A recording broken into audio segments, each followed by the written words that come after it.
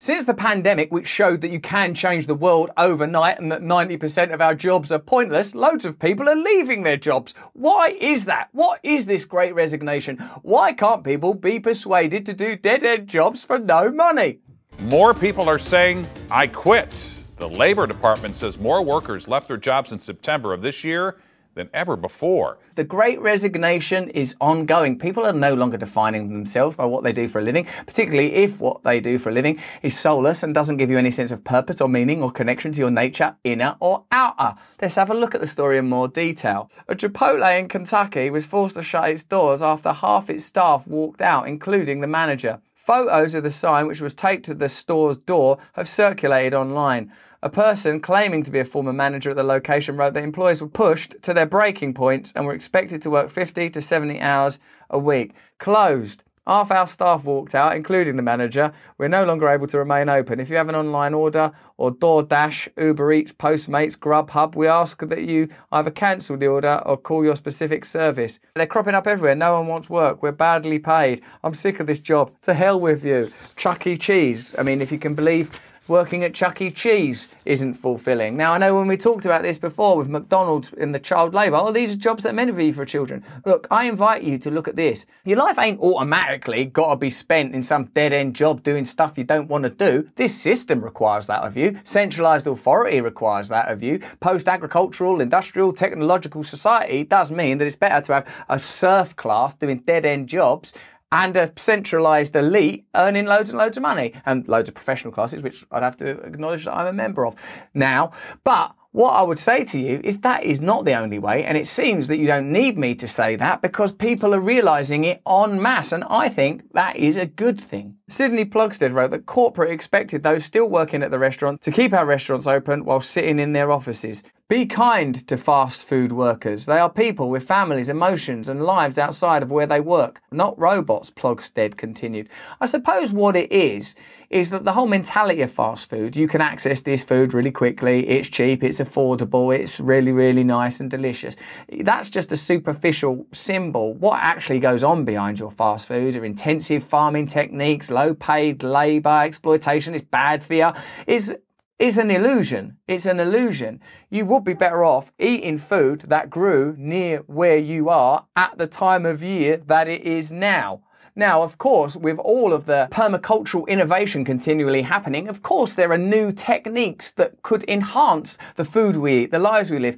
No one's interested in doing that. It's not centralised, it's not commercialised, it's not corporatised. This is what's required of people to do these kind of jobs, these kind of systems, and it's obviously not working. For more than 3 years, Patrick Rodriguez has worked at a Chipotle restaurant at the northern tip of Manhattan, a vital food lifeline during the pandemic for the nurses and doctors who work a block away at the New York Presbyterian Hospital. Last year, we were heroes serving healthcare workers, Rodriguez said Wednesday. And now look at us, we're striking. When it was convenient for the narrative to deify these individuals, it was done. When it was no longer convenient, it was dropped.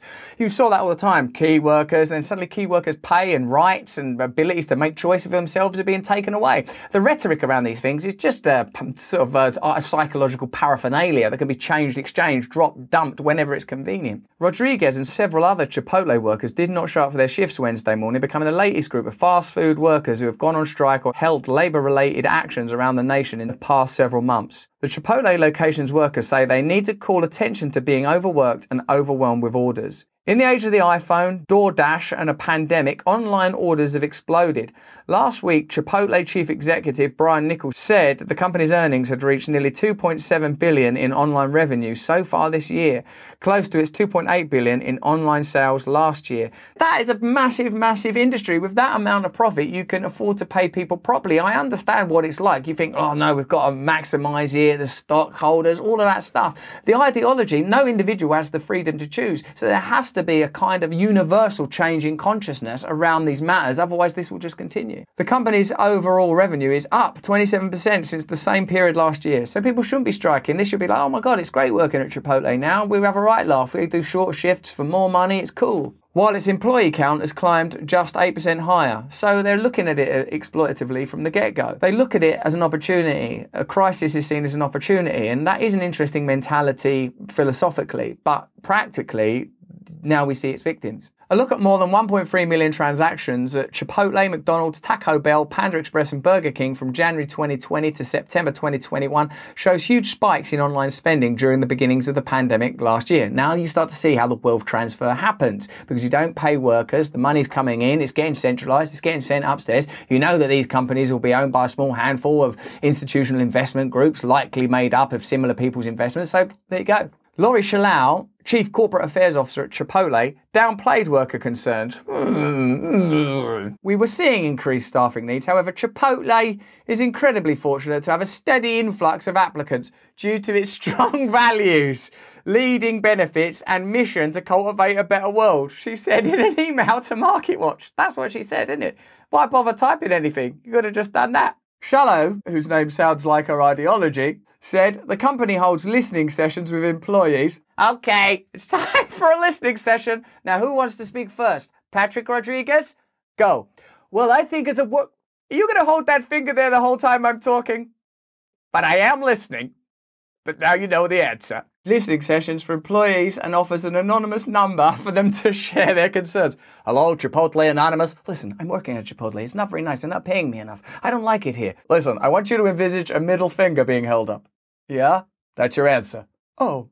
The US is currently facing a great resignation in which workers are quitting their jobs in search of different experiences and higher pay. This phenomenon, also dubbed the Big Quit, has created a nationwide labour shortage, especially within the food service industry. The overall percentage of people considering leaving their jobs is about 3 in 10. Among frontline and low-wage workers, 37% of food, retail and hospitality staffers are thinking of quitting. And why wouldn't you? Because on some level you recognise that, I've done those jobs by the way, you recognise that your job is pointless and unfulfilling. And you might find, like, oh, I need to do it. It's the best job available. I need the money. Oh, I quite like these people. This is a bit of a laugh. But it's such a bloody compromise. And the only way we can get through that compromise is by being told and telling ourselves that it's a necessity. And once you start to realise it ain't a necessity because of the way that the economy and indeed society generally changed during the pandemic, you're not incentivised or intransigently stuck in the same way as you previously would have been, is my guess. Nearly half of low-wage and frontline workers surveyed said their pay and benefits were insufficient, while 41% said they felt burned out from demanding workloads. US workers left 20 million jobs between May and September this year, according to the latest federal data, a number more than 50% higher than the resignations handed in during the same period last year. Former Labour Secretary Robert Reich, now a professor at the University of California, Berkeley, recently tweeted, "There is no labour shortage, there's a childcare shortage, a living wage shortage, a hazard pay shortage, a paid sick leave shortage and a healthcare shortage. Until these shortages are remedied, Americans won't return to work anytime soon." I suppose systems have this tendency to make pendular swings, and it's pretty clear that where we are at the moment is extreme. I know you. I know whoever you are, wherever you are in the world, if you're watching this now, you're feeling a sense of agitation that something isn't right. You're not being connected with. You're not able to connect correctly anymore. The information you're given doesn't make sense. New rules and protocols are being introduced that don't sit right with you. We're all feeling that. And I'm grateful that I'm feeling it in a position of relative comfort. I really am truly grateful. I haven't always been in that position, and I wouldn't want to be working at a Chipotle in Kentucky. I'll tell you that now. More than 4.4 million people quit. That's up from 4.3 million the month before. Because if your job is stacking a drink you know is not that good for you in that fridge and that, you might think, oh, I don't want to do this job anymore. What's the point? I mean, you're only doing it out of desperation. I'm not saying that we all need to be baseball stars or movie stars or surgeons or whatever. I'm saying that collectively we need to create a sense of purpose and cohesion. And I believe that the centralisation that's happened because of economic expedience over the last, I don't know, I'm not an expert in these things, is deracinating all meaning. It is desiccating our natural connection to the world and one another.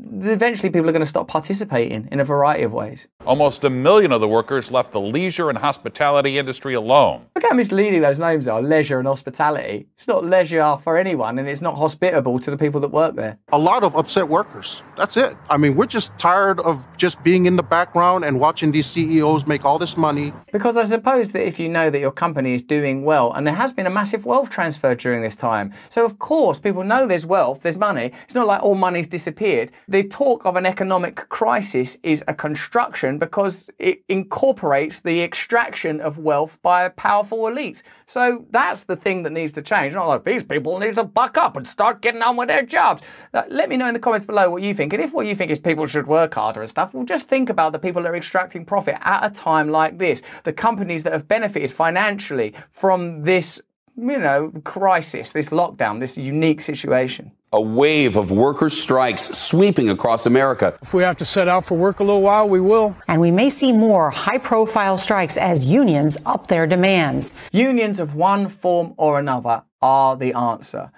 Instead of looking at people making these complaints with any sense of, oh, you should get on with it, or I feel like we have to check our own emotional state and our own emotional baggage and say, actually, if I can be in solidarity with this person, if we can look at the world differently, it can change.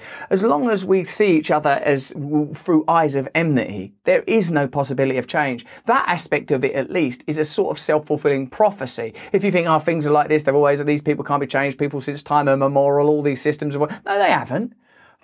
We have lost our history. We have forgotten who we are. We must remember who we are.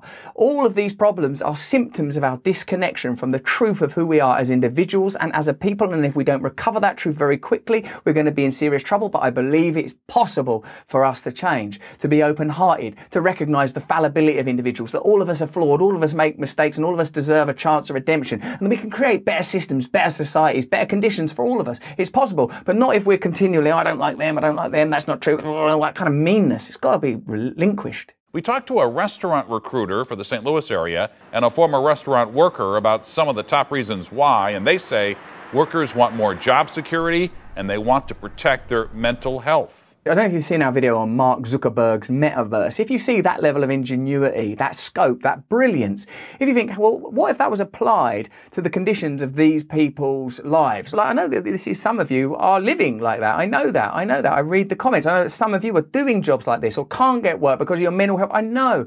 I can't obviously fully inhabit your reality. But Mark Zuckerberg could help that. That we could be using our expertise, our endeavor, our ingenuity, not just for further profit, for imaginary notions of grandeur, but to create a better reality for all of us. The solutions are all around us. It is our inability to think and see differently that prevents real change. There was no security there. And there was no respect there. There was no help there. There was no health insurance. There was no paid time off. There was nothing but hard work. Mark Kalinowski, chief exec at Kalinowski Equity Research, which focuses on the restaurant industry, said fast food casual was challenging even pre-pandemic. Combined with an increased workload, there are some people who just don't want to work in this type of environment. And who can blame them? I'm not anti-ingenuity or entrepreneurship or businesses or endeavor or design or craft or brilliance or anything. I'm pro all of that. I'm pro-human. But I'm pro also getting rid of entrenched systems that prevent human ingenuity and particularly those that prevent human dignity. But that's just what I think. What do you think? Let me know in the comments below exactly what you think about this issue. If you enjoyed this video, have a look at this one. It's a little bit similar, might deepen your understanding. If you want to learn a little bit more about yourself, have a look at my Awakening side channel where I do meditation techniques. If you enjoy my conversations, you might consider signing up to my Luminary podcast. You can get it on Apple, you can get it all over the gaff. And if you're in the UK, you can come see me live. I'm all over the UK beginning of next year. Stay free.